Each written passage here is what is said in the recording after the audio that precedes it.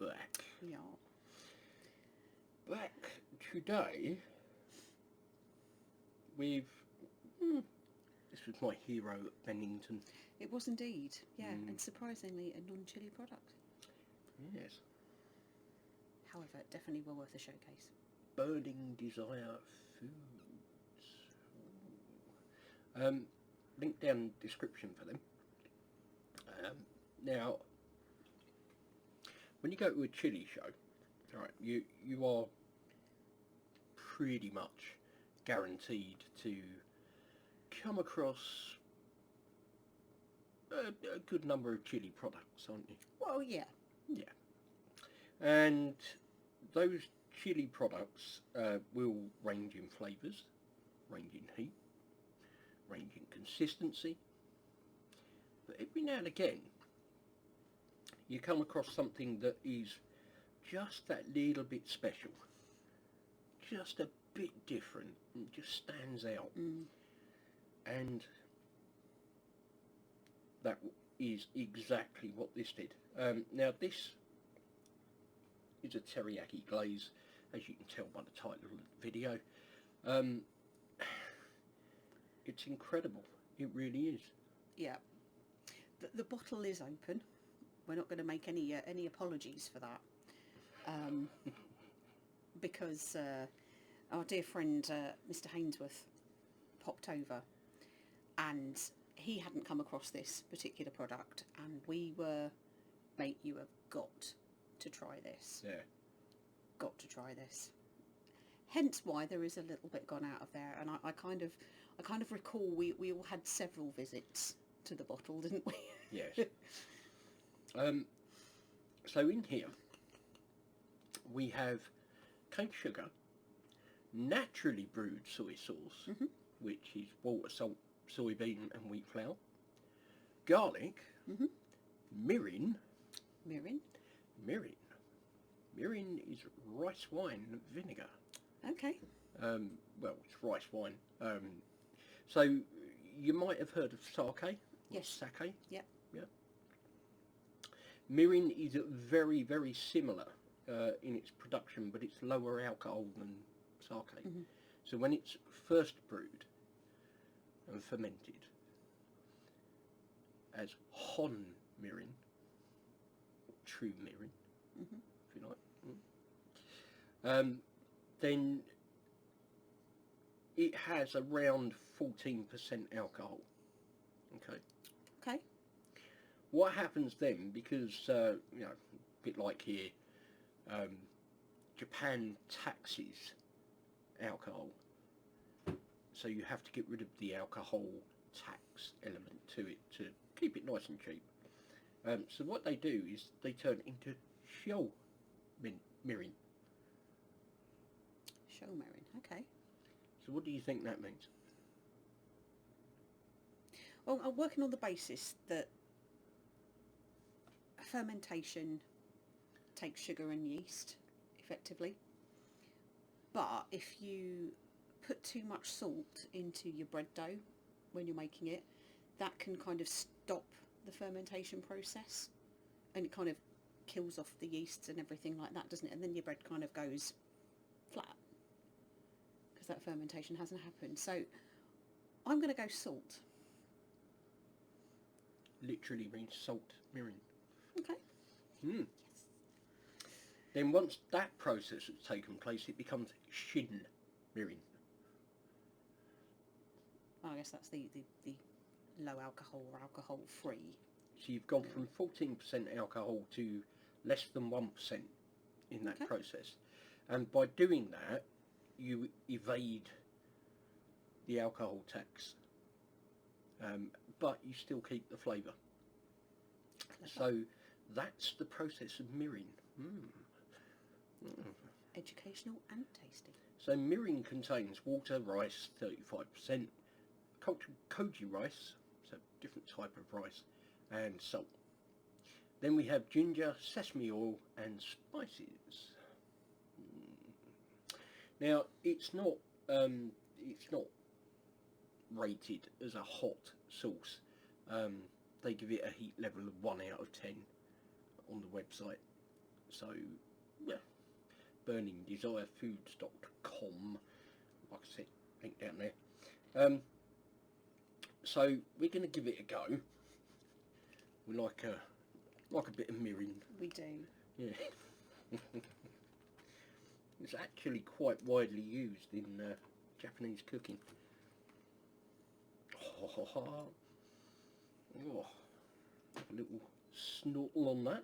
Oh yeah, you get the soy, you get the garlic, you get the spices, and that little hint of sesame, the sesame oil in there, just in the background, isn't it? Yeah. That smells amazing. So here we go. Let's have a little pour. And look at that. It's almost like molasses, isn't it? In the it's thick, it's sticky, it's a glaze. Gonna have to be kind of careful here because my spoon overfilled quite a little bit. So, cheers. Cheers.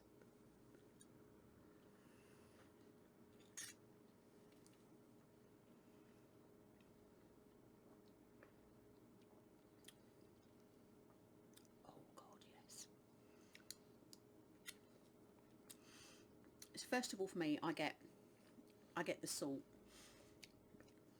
I guess if you've not tried sort of teriyaki before, the closest thing that you might have tried is like a hoisin, and it's got that sort of slightly sort of salty start, but a really lovely sticky sweet finish to it.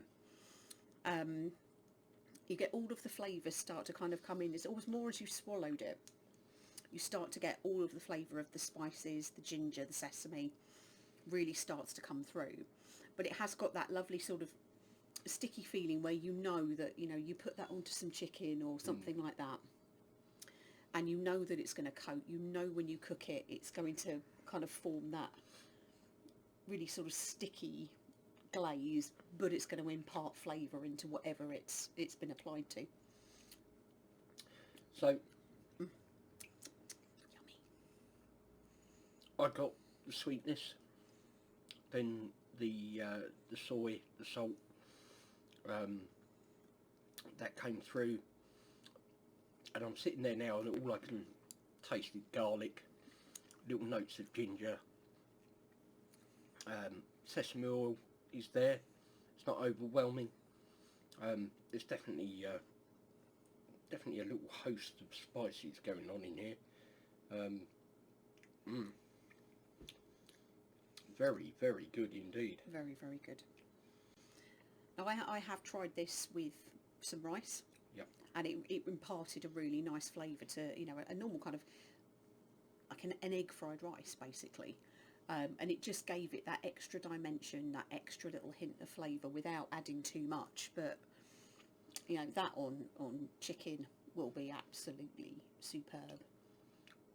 I think you could reasonably substitute this into anything that would take hoisin. Yeah. So if you had, I don't know, duck, shredded duck, for example, Yeah. In the pancake rolls, yeah, you could definitely use this instead of hoisin for a very slightly sweeter kind of finish to it. And less gritty, because hoisin can sometimes have a little bit of a floury, gritty texture to it, can't it? And that doesn't have that.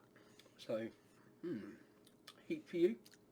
I'm not getting any heat at all, but I'm not surprised. There's no chili in the product whatsoever. Well, it's spices, so there could be. But yeah. if there is, there's not a lot, because, yeah, for me, it's not hot. It's incredibly tasty, but it's certainly not hot. Safe to give to anyone as long as they're not, you know, allergic to wheat or sesame oil or mirin. Yeah. Yeah. But I know when we were at Bennington, that was being sampled at the stall, and it was literally flying off the stall. You know, it was a very, very popular product, and you can completely understand why when you try it. So it's a glaze. It's intended for cooking, but don't let that put you off. Okay. You don't have to cook it. There's nothing in it that requires cooking. You can just pour this onto anything, just like straight out the bottle, and it's fine. If you were to marinate food in it, you know, chicken, beef, fish, whatever you fancy, I mean, you could even brush that over veg and have teriyaki veg. And I was thinking the like when you have gyoza, and you normally get like the soy, sesame oil, glaze, or you know, sort of dip to go with it. You could easily substitute that as your dipping sauce for gyoza. Oh yes. But yeah, you know, cook with it. It's got enough sweetness in there, enough sugar, caramelise up nicely.